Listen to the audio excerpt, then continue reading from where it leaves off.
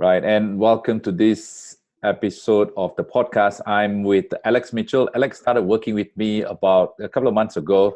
By trade, he's a city planner and also a part-time scout with Tranmere Rovers Football Club. And we chanced upon each other through another student of mine. And I'd like to bring Alex into the conversation now. And Alex, maybe for everyone listening in, just tell us a little bit more about your background and how did you get here? Yeah, thank you. Thanks for having me. Well, my background, ever since I was a youngster, I've always played sport. I played football to quite a high level as a youngster. But as growing up, I had so many different interests, and I thought I was quite academic as well. And when sort of sport became a reality that I wasn't going to be professional, probably when I was sort of early teens and stuff like that, I sort of began to play sport very much on the side, and I pursued an academic career. So I went down the route I wanted. My father was a planner, so I wanted to then be a planner. I did some work experience. I spent some time studying on an international master's in Stockholm, growing up as well, which helped open my eyes a little bit to planners from all over the world. That was taught in English. That was really good. And I've been in planning for over 10 years. But I always had a burning desire to get involved in sport. And everyone who knew me knew at some stage there would be a point where I'd get into sport in some way or other. So I've been a scout now for I think about 7 years, alongside my job, which I've really enjoyed. It's a passion of mine, and it's helped forge while I've been in transition from playing a lot on the side to my profession. I've started going to scouting, which has helped me network and spend a lot of time in the sport environment in terms of understanding players and the game and things like that. And eventually I came to it a few years ago. I just noticed there was a big niche in the market, whereas football had moved on a lot in terms of the sport, its professionalism on the outside of it, in terms of, as weird as it is, the type of people that were coming to football wanted a bit more from the experience in terms of better coffee, better food. People are more healthy. Youngsters coming through the game are more healthy. They don't want, when they go to football, they don't just want burgers and stuff like that. And I just thought I could set up a business that fills that void. Okay, we'll come to your idea in a bit, but where did that all come? I mean, you just explained where the idea came from. We'll deep dive into ideas in a bit, but tell me more about where did the desire to become an entrepreneur come from? I've always had it in me, and I think from a youngster at school, even when me and Paul were at junior school, we always enjoyed collecting stickers. We all negotiate. We were always trying to hustle each of us because he was 2 years below me, always hustling at each of his years to see who could get the better stickers. And even then, I just enjoyed it, and it was almost a test of your own character and your own resolve. I always thought I would do something, and I think he did always as well. We both had that in common, but I always knew there was going to be a point when I had to take that leap, but I didn't want to go in too early. And when I wasn't ready, mature-wise or in terms of where I was in my career. So I've bided my time, and I'm confident now that what I'm pursuing is what I want to do. I'm passionate about it, and I want to build my life around it. That's my intention. But I've always wanted to manage something on my own. That's been it's always been in a belief in me. So good stuff. I mean, for those listening in, probably they don't know your relationship with Paul Bignett. Maybe just explain quickly who Paul Bignett is and how you guys met and the rest. Paul Bignett is my best mate. We met each other when we were about 8 or 9 on our bikes outside the house. He used to live across the road from me, and we grew up. I'll speak to him at least every other day, no matter where I've been around the world, lived. We've always been there for each other, trust each other, and bounced ideas off each other.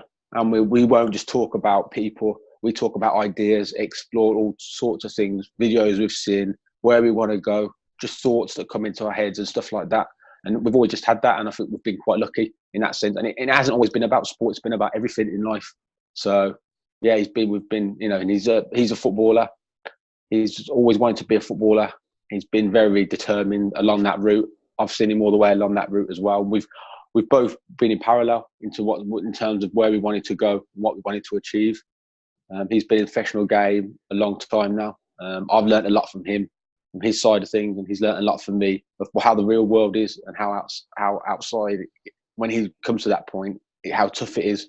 So, we've helped each other along that journey. So, yeah. So, quick background for everyone listening in. Paul Bignett was one of my first few students I brought on in sports business mentorship. He runs his own sports editing business and still playing actively, but obviously looking to transition out of professional football and into his entrepreneurship journey. That's so much for him. Now let's dive a little bit more deeper into your idea and tell us and tell everybody listening in on how did this idea incubate. And you did briefly touch on it, but go a little bit more deeper.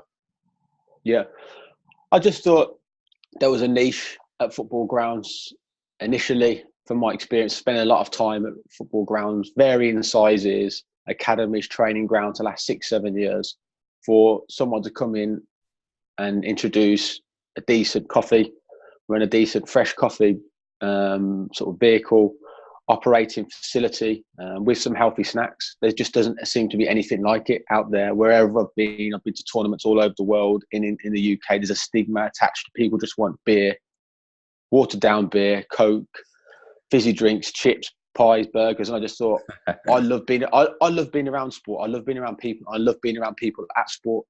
And I thought, if I can bring something to the market, which I believe in as well, because I like healthy food. I did an Ironman last year event, and I know the need of how important it is to look after your body and what you're putting into it. And the youth of people today and the future generations, they're very, very aware of it. And I think this is the market that I think is crying out for something like this.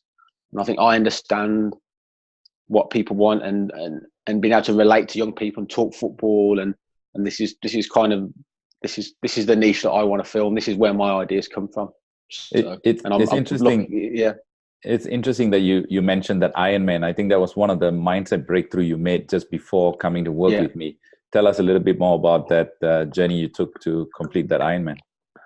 Yeah, that was something 4 or 5 years ago I thought was impossible. I used to have a lodger who lived with me, and he was doing an Ironman. He'd been a triathlete for a few years, and I looked at him, and I first met him, I was like, I could never do that. I went from that mentality to going, I could probably do a small triathlon. And then I went to the stage, wow, I can swim. I went through all these different mindset changes. And everyone around me was like, you can do it. You can do it. You're mad. Everyone just was like, no. Why would you want to do it? All these questions. And then I just thought, I haven't got children. I'm not married. I'm in a relationship. I've got a bit of social time. So I thought, get a coach on board who would help me along the journey. He would help me train right and I could bounce ideas and training plans. And he helped me forge the plan over 9 months. It was an intense training. Everything was really, really difficult through the winter. And then I come the event day, who my coach had worked so hard with. I didn't even know he was going to be there. And then on the start line, when I was lining up to go for the swim, he's there with his wife.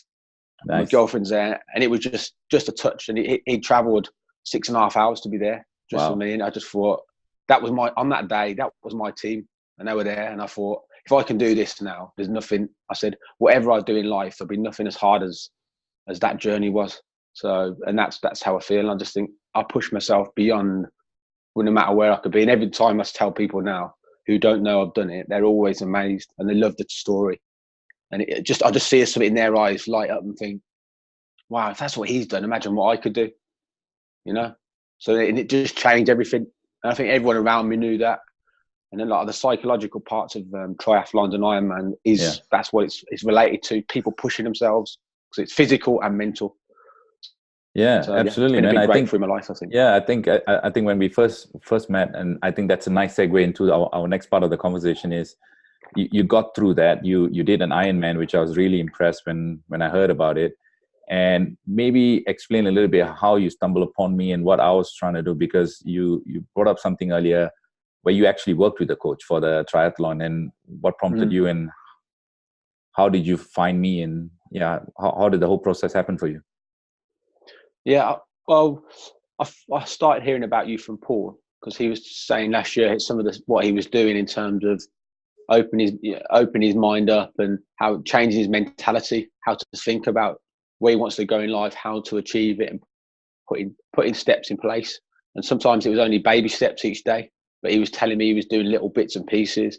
And I just saw, speaking to him a lot, the changes he'd made, and how we both have sort of the opinion that, yeah, we could do stuff, but it might take a long time for us to get there. And in terms of, we make a lot of mistakes. And very early on, I realised that Paul was minimising his mistakes and the time it's going to take to get where he wants to get by having a mentor like yourself on board.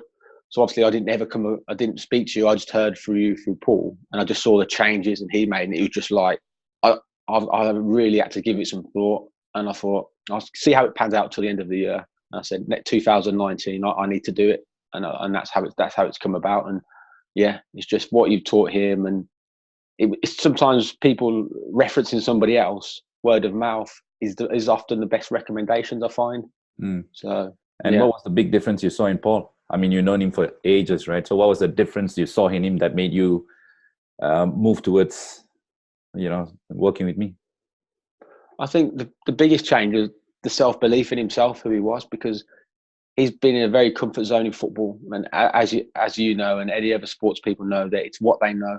And they're very unsure, and they look out the outside world as if to say, I know I've got to go there one day, but it's a big step. I don't know what I'm going to do. And Paul sort of met it, identified that as something that he had to tackle. But he's used, in a way, his skills and knowledge in terms of his editing and his contacts within sport to harness something positive that's very much helping him go from being a professional footballer into a life outside it. And I think the biggest thing for him, from what I see, is that he's just got a lot of self-belief, and he's mapping out where he wants to go, and it's easing in the process of the stress that's going to be when there's a day comes when he's not got training, or he's not got a game to look forward to, but he's gearing himself up for that and for his family, which is important to him. So and what was the tipping point for you to making that move to come and work with me? Because I speak to hundreds of players and hundreds of people in your situation, and everyone hesitates. They have got all sorts of objections, and they've got all sorts of reasons to procrastinate. They have an idea, they know where they want to go, but just don't want to do it. But where was your tipping point for you? Well, a lot of speaking to Paul and speaking to things online, looking at online how entrepreneurs set up business and stuff like that. The biggest point for me was to take action. And me to take action was to engage with you, start putting things into place gradually, but by touching out, reaching out to you, and that was, for me, was a big step. And so I always said to you initially, I was like, when I make the decision, when I commit, that's it. Yep. So that was that for me. I just had to take action. I could think about it for another year, but I had to engage with you, get things rolling. You had to give me a little nudge, because it was all there. I know I've got it in me. I just needed to just take the action. So I think that was the biggest thing for me. No, I just found that you obviously had the background, a professional background, knew exactly how to go about doing it. Like you said, just needed a bit of the nudge to get you started. But what was really interesting is when we first met and you were explaining to me about how you were going to go about doing your business, was really, really, really interesting, because fast forward a couple of months now, and we go back to that conversation, and it was I won't say weird, but it was the starting point, especially from a mindset perspective, and how you had the vision of your business was completely different from where you are today. Let's talk a little bit about that, because I remember when we first started talking, you're talking about going out to the bank, getting a business loan and all of that stuff. So tell me what frame of mind you were in before we started working and structuring a few things. When I my initial thoughts were finance, how I was going to get it, how I was going to put together, how I was going to afford all the kit I needed, and to get people in, to get the right marketing, the branding, all this kind of stuff. They seem very big hills and hurdles to overcome. But I thought, I've got to investigate it, and I've got to be prepared to start small somehow or some way. And I think I didn't have the confidence to go to people or investors or people who had done it. I just didn't have that. I was very unsure, and I didn't have full confidence in how I was going to build it. I knew I wanted to do something. I knew I had the idea, but I didn't know where to start in terms of how to get the finance. And that for me was a big hurdle. But then when I'm speaking to you in terms of there are different ways out there of how to be able to acquire businesses, and that was a big breakthrough when I thought, I never even thought of that. So that was probably the tipping point, and things like that. So great. Yeah. So which brings us to our next point. What happened next? Because what happened next was really amazing in the part of your journey. We will not jinx it by saying that it's already done, but we're getting very, very close to that. But maybe you want to give an overview of how that happened, and it really happened really quickly, didn't it?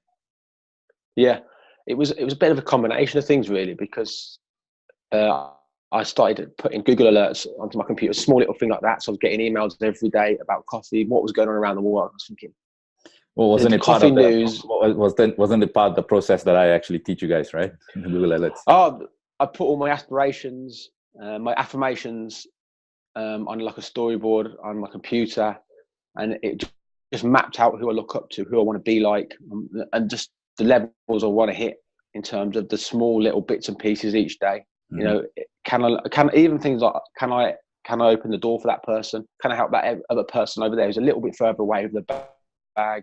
And just changing my whole mentality about doing that little extra bit for people and myself. And I just engrossed myself in the coffee business following those. And I was on the train every morning. I've been in work in London now for nearly 3 months. And I had my affirmations that I was reading on the train every morning with my coffee. It was first, it took me 20 minutes. By the time, after a few days, I was reading it in probably 10 minutes, I'd guess. And it just, everything was just going in, and it was just every morning it was fueling me. I was going into work with a bit of a swagger and just opening the door. And I became the third in the office to probably the first, worst case second into the office every morning, boom. And everything just seemed achievable. And everything just started, and then I think it was in March, the start of March, when I went to watch with my girlfriend to do a half marathon, which for her was a massive achievement. Like me, it was her Ironman. And that day, I got her ready, everything mentally, physically. She was all ready to do it. She was having a little tear. She went off, and I turned around, and there was just this coffee van there, and I was like, "Oh, that looks really interesting. They look like nice people." Went over, had a chat with them. And it worked out that they live 1.5 miles away from me, and they were selling the coffee business. And it was just like, I just stand there thinking, there's just too much coincidences going on here. So like, I'd give my girlfriend a massive help in trying to, in her overcoming what her fears are. And I've come across this business, and I'm just like, but I kept it quite cool. And we exchanged numbers, and, you know, I explained a little bit about who I am and what I was interested in. Yeah. And since that point, we've sort of verbally agreed that I'm going to purchase the business. And I've been out with them. I spent a day with them learning about how their vehicle operates and things like that.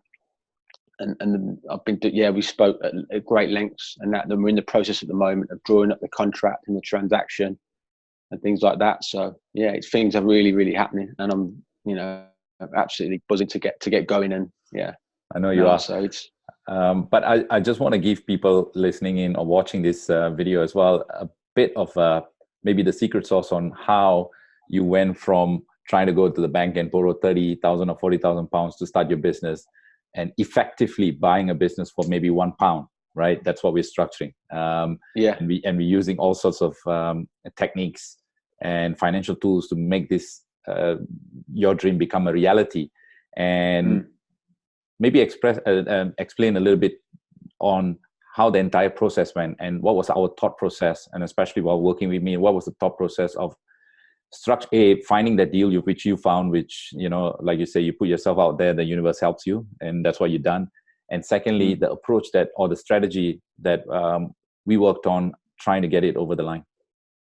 Yeah, I think fundamentally, I got to know the girls, the business, what they were doing.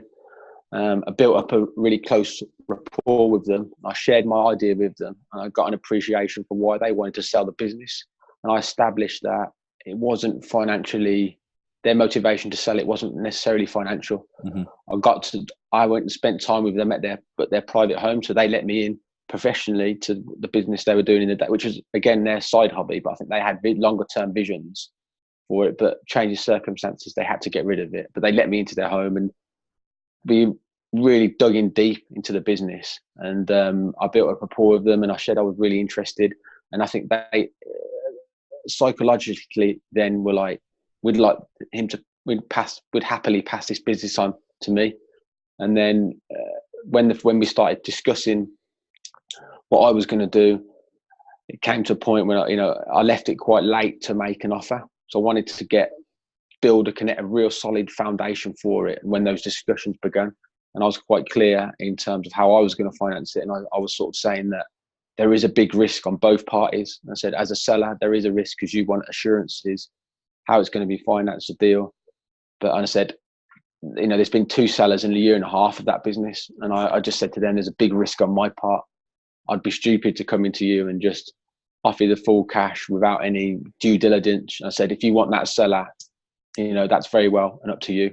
But if I was in your position, this would make logical sense. So I painted the picture for them and answered to them the questions that I would answering myself in a way. And that all happened very naturally because it was real. And it's what I wanted to do. It's what you gave me the framework to be able to deliver it to them.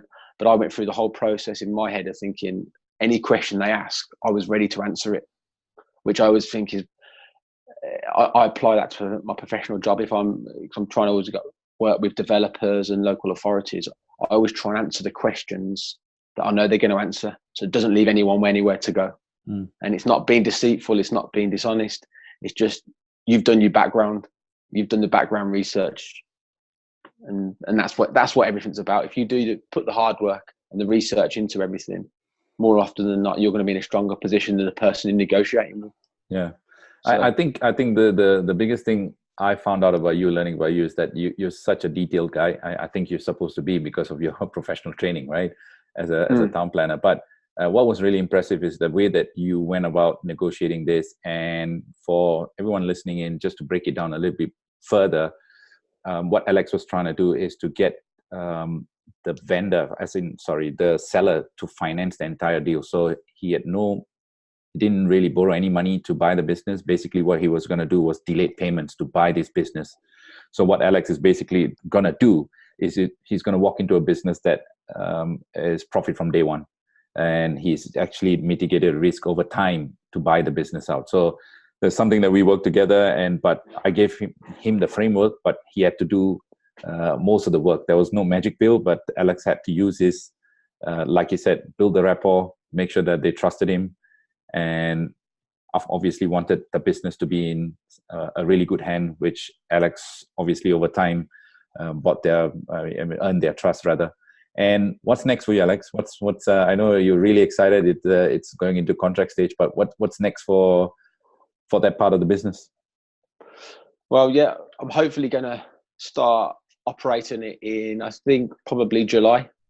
So we're going to draft up the contract at the moment, and then I've already been speaking. I'm in discussions with some local football clubs to get a regular pitch position. I'm just going to work out what's the best for me in terms of distances and sort of secured revenue, and try and get a period sort of up to Christmas, from July till Christmas. The season will start here in August. They have some friendlies in July, and get a regular weekly slot somewhere locally to find the business out, to operate everything, to learn all the nuts and bolts of it. And then probably that'll be on a Saturday, most home games locally. And then on a Sunday, I'll probably look to do running events. There's so many in the Southeast, or exhibitions on a Sunday, and just to build the business up until the end of the year. And then really, really kick on next year. I'd like to buy another one. That's my plan. So I've got 2 operating. But Birmingham is my home. I live now down the Southeast, but get one up in Birmingham running at a club. I've got some good connections up there. So have 2, really get them both running how I want them to run, and eventually, and hopefully then buy a couple more. But I want to get 2, this one and one more, by the end of next year, by December 2020, I think, and that get those really. And then eventually the plan is to get a fixed location. That would be my plan, whether that's in London. I'm not too sure yet. That will evolve. I'm going to build the business, build the brand, maybe reach out into other sports. We'll see. There's definitely scope for that. So brilliant. So yeah, I'm excited. So I've got a Fingers crossed. You've come a long way then from the first initial conversation we had and where you are. Yeah. And so what would you advise to anybody who wants to work with me or get into entrepreneurship? What are the key steps they must take, or if they have any hesitations, why should they really take action? Yeah. I think taking action is the biggest step, and that can be in many different forms. But you need mentors and you need people to give you advice who've been there, done it. But you've got to do a lot of work yourself. And everyone's got something they're passionate about or they want to do inside them. You just got to draw it out. There's so much free information on the internet. There's so many good people offering free advice on YouTube. Just use it. Just use it. You haven't got to spend hours trawling through books and books and books. If that's not how you learn, if that's not how you get inspired, but this just make the most of the internet as a resource, and it costs nothing. You can go to libraries and get free Wi-Fi, and there's always a way. There is no excuse, and everyone's passionate about something. And if you've come from sport, there's something in you, a bit of a steely, determined mentality.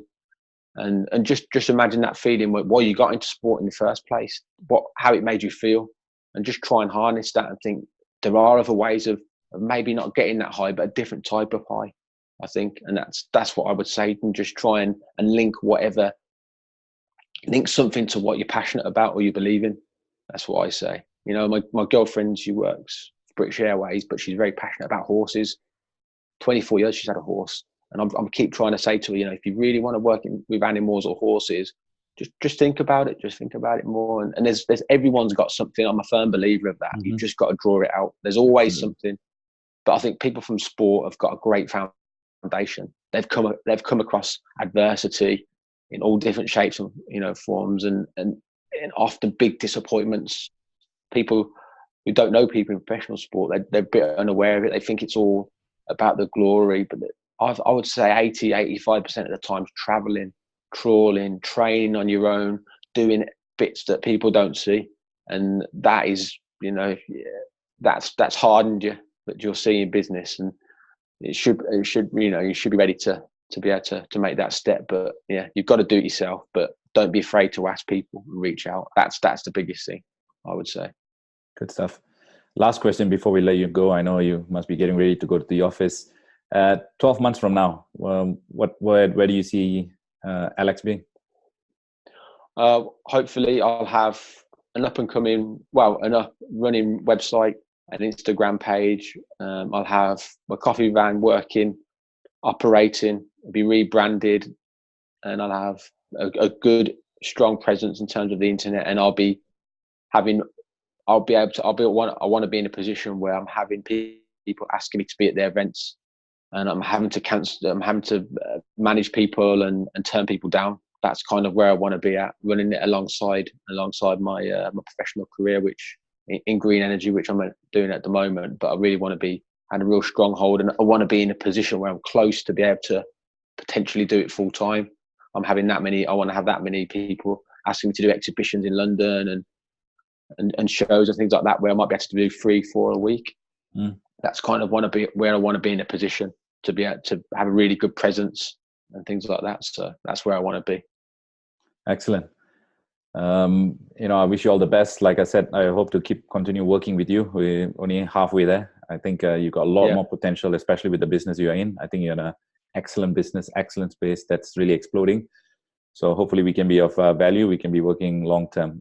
Thank you so much for your time this morning, Alex. We really appreciate it. And hopefully in a couple of months' time, we can get on a call and find out how you're progressing. Brilliant. Thanks. Thank you.